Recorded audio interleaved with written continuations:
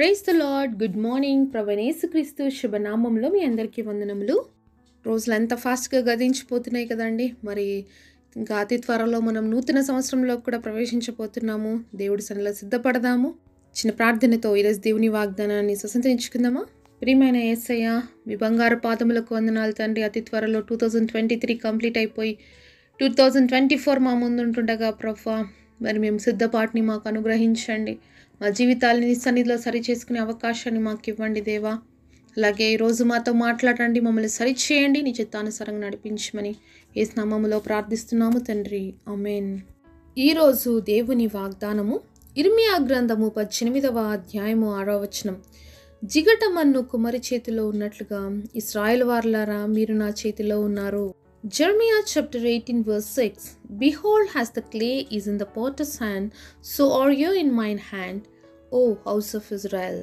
దేవుడిచ్చినటువంటి అద్భుతమైన వాగ్దానమును బట్టి దేవుడికి సమస్తమైన మహిమ ఘనత ప్రభావములు చెల్లునుగాక. ఈరోజు మనందరం కూడా దేవుడి చేతిలో జిగటమన్నుగా ఉన్నామండి. ఇక్కడ కుమ్మరి చేతిలో మరి జిగటమన్ను ఉన్నట్లుగా ఇజ్రాయెల్ మీరు నా చేతిలో ఉన్నారన్నారు కదా. ఇజ్రాయెల్ ప్లేస్లో మీ పేరు పెట్టుకొని చదవండి. మరి ఇజ్రాయెల్కి దేవుడు ప్రామిస్ చేశాడు. అయితే ప్రతి ఫుల్ఫిల్మెంట్ మనం ఈరోజు చూస్తూ ఉన్నాము. అంతేకాకుండా అన్యులమైన మనకు అవకాశం ఇచ్చాడు దేవుడు ప్రజలుగా ఉండడానికి. కాబట్టి ఇజ్రాయెల్ ప్లేస్లో మీ నేమ్ పెట్టుకొని ఈ మాటను చదవండి. మరి దేవుడి చేతిలో మనం ఉన్నామనే విషయాన్ని దేవుడు గుర్తు చేస్తూ ఉన్నాడు. దేవుడు మన పరమ కుమ్మరి అండి. దేవుడు మనల్ని ఎంతగా ప్రేమిస్తాడు అంటే మనం యోగ్యమైన పాత్రగా అయ్యేంత వరకు కూడా ఆయన ఓపికతో ఎంతో ప్రయాసతో మనల్ని మరి ఆ యొక్క జిగటమన్నుగా ఉన్నటువంటి మనల్ని ఒక మంచి విలువైన పాత్రగా చేయడానికి అనేక సార్లు దేవుడు మనల్ని ఓర్చుకుంటున్నాడండి. మనల్ని సహిస్తున్నాడు. దేవుడు మనల్ని భరిస్తున్నాడు. మరి ఎప్పుడైనా ఒక కుమ్మరి పాటర్స్ చేసే దగ్గరికి మనం వెళ్తే తెలుస్తుందండి ఆ మట్టి ఎంత స్మూత్గా ఉంటుందో కదా. మరి ఆ మట్టి, ఆ జిగట మట్టి మరి అంత స్మూత్నెస్ రావడానికి కారణం ఏంటి? మొదటిగా దాంట్లో ఉన్నటువంటి చెడునంతటిని కూడా చిన్న చిన్న రాళ్ళు సహితము ఆ పాటర్స్ అవన్నీ ఆ యొక్క కుమ్మరి తీసి పడేస్తాడండి. తర్వాత అందులోకి వాటర్ పోసి బాగా దాన్ని సాఫ్ట్ చేస్తాడు, బాగా తొక్కుతాడు. అప్పుడే ఆ యొక్క మట్టి, ఆ జిగట మట్టి పాత్ర అవ్వడానికి పనికొచ్చేంత వరకు కూడా దాంట్లో స్మూత్నెస్ తెచ్చేంత వరకు కూడా ఆ కుమ్మరి ఎంతగానో ప్రయాసపడి ఆ మట్టిని స్మూత్గా మార్చుకుంటాడండి. ఒకసారి ఆలోచిద్దాము. ఆ మట్టి ఎవరో కాదు, మనమే. ఆ పరమ కుమ్మరి ఎవరో కాదు, మన ప్రభువు. ఆయన చేతుల్లో మనం వాడబడాలి అంటే మొదటిగా మనం స్మూత్ చేయబడాలి, మనం మెత్తన చేయబడాలి. మరి ఈరోజు మరి దేవుడి బిడగా మనం ఉండాలి అంటే మన హృదయంలో కఠినత్వం ఉండకూడదండి. మనం సాఫ్ట్గా మారిపోవాలి. దేవుడు ఒక పాత్రగా మనల్ని మార్చాలి అంటే మనం సాఫ్ట్గా మార్చబడాలి. మొదటిగా ఆ కుమ్మరి ఏ విధంగా మట్టిలో ఇంకా చిన్న చిన్న రాళ్ళు కానీ చిన్నది ఏమున్నా కూడా అది పాత్ర చేయడానికి పనికిరాదు. కాబట్టి ఏ విధంగా వాటన్నిటిని రిమూవ్ చేసి దాన్ని సాఫ్ట్నెస్ చేస్తాడు ఆ కుమ్మరి. అలాగే ఈరోజు మనలో ఏ పాపం అయితే ఉందో మనం సాఫ్ట్ కాకుండా మొదటిగా వాటన్నిటిని దేవుడి సన్నిధిలో మనము ఒప్పుకోవాలి. మనం సాఫ్ట్గా మారాలి అంటే మనలో ఉన్న చిన్న చిన్నవి రాళ్ళు సహితం అంటే వేయబడాలి. అంటే మనలో ఉన్న పాపాలన్నీ కూడా వెళ్ళిపోవాలి. ఇంకా కోపం ఉందా, ద్వేషం ఉందా, అహంకారం ఉందా, గర్వం ఉందా, లేకపోతే మాట వినని తత్వం ఉందా, అవిధేయత ఉందా, ఏ పాపమైనా సరే, నేను పెద్ద పాపము చిన్న పాపము అని దేవుడికి ఏది తేడా లేదండి. పాపం అంటే పాపమే, అది ఏదైనా కూడా. కాబట్టి ఏ పాపమైనా మన హృదయంలో ఉంటే ఈరోజు దేవుడి సన్నిధిలో మనం ఒప్పుకొని విడిచిపెట్టినట్లయితే ఆ జిగట మట్టి ఏ విధంగా సాఫ్ట్గా మార్చబడడానికి మరి ఆ యొక్క కుమ్మరి ప్రయాసపడుతున్నాడో దేవుడు కూడా మనల్ని అంతగానే ప్రయాసపడి తన ప్రాణాన్ని ఇచ్చేసాడండి. దేవుడు మన కోసం ప్రాణాన్ని ఇచ్చి తన విలువైన రక్తం ద్వారా మనల్ని కడగడానికి సిద్ధంగా ఉన్నాడు. కాబట్టి దేవుడు క్షమించినటువంటి పాపం ఏది లేదు. కాబట్టి యేసయ్య దగ్గరికి ఈరోజు నువ్వు వచ్చినట్లయితే నిన్ను క్షమించి యోగ్యమైన వ్యక్తిగా, ఒక పాత్ర చేయబడడానికి అర్హమైన వ్యక్తిగా మనల్ని మారుస్తాడు. మరి ఒకవేళ కుమ్మరి తొక్కుతున్న జిగట మట్టికి కానీ మాటలు వచ్చి ఉంటే ఏమని ఉండదండి? అయ్యో కుమ్మరి, ఎందుకండి ఇంతగా తొక్కి పడేస్తున్నావు నన్ను, ఇంకా ఎంతసేపు తొక్కుతావు అని చెప్పి అనేదేమో కదా. ఈరోజు మనం అంటుంటాం కదా దేవుడితో, ప్రభువా ఇంకెన్ని కష్టాలయ్యా, ఇంకెన్ని రోజులయ్యా, ఇంకెంత వేదన అయ్యా, ఇంకెంత బాధ అయ్యా, ఎంతవరకు తట్టుకోమంటావు అని అంటుంటాం కదా చాలాసార్లు మనం కూడా. అలాగే ఒకవేళ జిగట మట్టి అనేదేమో. ఒకవేళ అలాగాని జిగట మట్టి అంటే మరి పాపం కుమ్మరి దాన్ని చేసేటప్పుడు బాధపడతాడేమో, అయ్యో ఇంతగా అరుస్తుంది, ఇంతగా బాధపడుతుందని ఆపేశాడు అనుకోండి, ఏమవుతుంది, అది పనికొస్తుంది, ఆ మట్టి పనికి రాదు. సో అలాగే ఈరోజు నువ్వు కష్టాల్లో ఉండి, శ్రమల్లో ఉండి దేవుడిని మొరపెడుతున్నప్పుడు, అయ్యా నా మొర వినవా, అయ్యా నాకు సహాయం చేయవా అన్నప్పుడు దేవుడు కొన్నిసార్లు మౌనంగా పరిస్థితులు మనలో అనుమతించడానికి కారణం ఏంటి తెలుసా? నువ్వు ఒక మంచిగా పాత్రగా తయారవ్వడానికి నేను రూపుదిద్దుతున్నాడు అనే విషయాన్ని నువ్వు గ్రహించాలి అని దేవుడు చాలాసార్లు కోరుకుంటాడు, కానీ మనం చాలాసార్లు దాన్ని గ్రహించమన్నమాట. పోనీ ఆ మట్టి సాఫ్ట్గా అయిపోయిన తర్వాత కుమ్మరి దాన్ని సారపైన పెట్టి తిప్పుతూ ఉంటే ఎన్నిసార్లు ఆ మట్టి ఆ యొక్క కుమ్మరి చేతిలో నుంచి జారిపోతుందో ఒకసారి ఎప్పుడన్నా అక్కడ తయారు చేసే దగ్గరికి వెళ్ళి మనం నిలబడి చూస్తే అర్థమవుతుందండి. మరి కుమ్మరి ఎంత ప్రయాసతో దాన్ని తిప్పుతూ ఉంటాడు, కానీ అది నిలబడకుండా పడిపోతూనే ఉంటుంది. అయినా కూడా విడిచిపెట్టాడు. మళ్ళీ మళ్ళీ మళ్ళీ తిప్పి ఆయన ఏమనుకుంటాడో ఆ పాత్ర వచ్చే వరకు కూడా ఆ కుమ్మరి ప్రయాసపడుతూనే ఉంటాడు.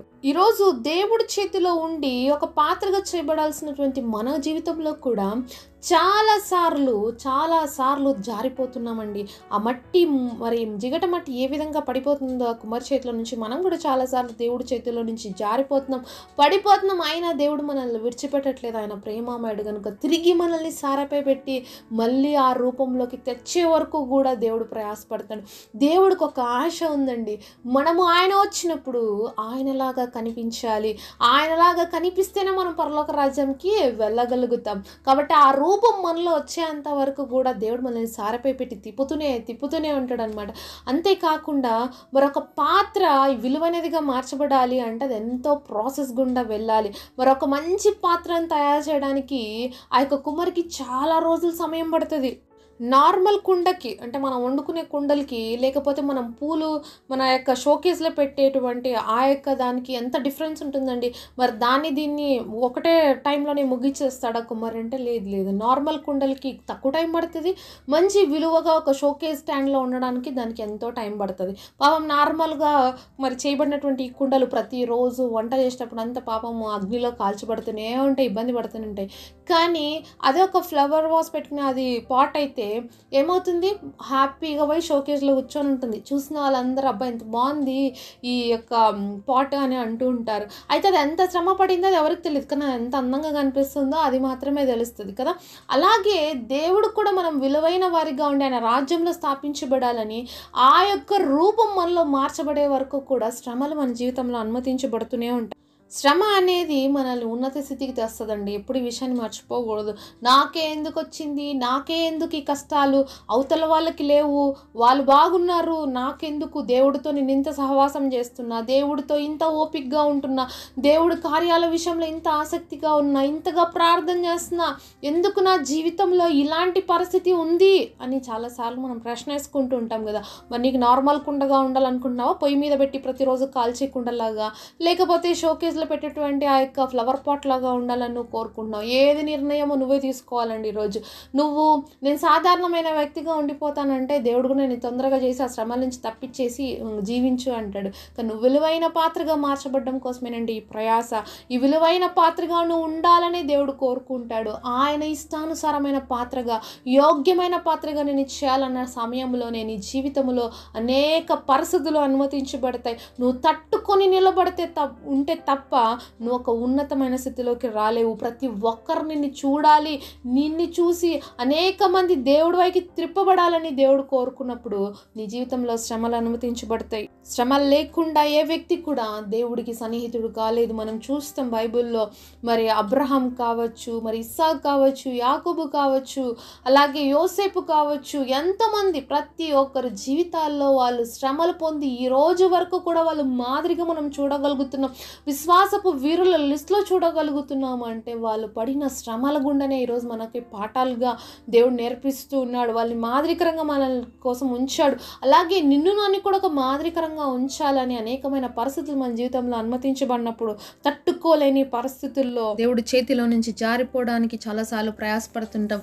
ఆ కుమ్మరి ఆ యొక్క విలువైన పాత్రను చేసిన తర్వాత అంతతో ఆపడండి. అది బాగా స్ట్రాంగ్గా ఉండడానికి దాన్ని అగ్గిలో వేసి కాలుస్తుంటాడు. ఒకవేళ దానికి కానీ నోరుంటే ఇంతసేపు పెట్టి తిప్పి పెట్టినావా, సరిపోలేదా, మళ్ళీ అగ్గిలో పెట్టి కాలుస్తున్నానని అనేదేమో. మనమైతే అంటాం కదండి, ప్రవ్వా ఇన్ని రోజులు ఇన్ని శ్రమలు అనుమతించినావు, ఇప్పుడైనా ప్రశాంతంగా ఉంటామంటే మళ్ళీ స్టార్ట్ అయినాయి కదా ప్రభా నాకు శ్రమలు అని.